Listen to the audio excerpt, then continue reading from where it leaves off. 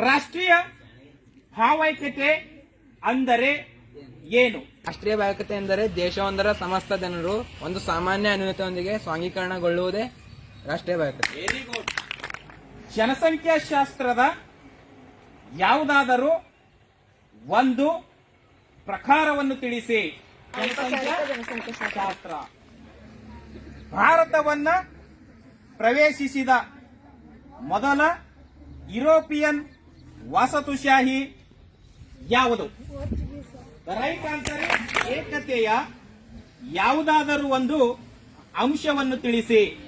ಧಾರ್ಮಿಕ ಏಕತೆ. The right answer is ಧಾರ್ಮಿಕ ಭಾವೈಕ್ಯತೆಯ ಸಾಧನೆಗೆ ಸವಾಲಾಗಿರುವ ಒಂದು ಅಂಶವನ್ನು ತಿಳಿಸಿ. ಕೋಮುವಾದ. ನಿಮ್ಮ ಪ್ರಶ್ನೆ, ಭಾರತದ ಪ್ರಾಚೀನ ಹೆಸರುಗಳಲ್ಲಿ ಒಂದನ್ನ ಹೆಸರಿಸಿ.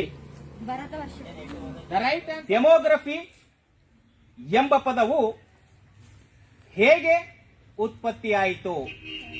ಎಂಬ ಅರ್ಥ ಕೊಡುವ ಡೆಮೋಸ್ ಮತ್ತು ಚಿತ್ರಣ ಎಂಬ ಅರ್ಥ ಕೊಡುವ ಗ್ರಾಫನ್ ಎಂಬ ಪದದಿಂದ ಉತ್ಪತ್ತಿಯಾಗಿದೆ. ಭಾರತಕ್ಕೆ ಕ್ರೈಸ್ತ ಧರ್ಮವನ್ನ ಪರಿಚಯಿಸಿದವರು ಯಾರು?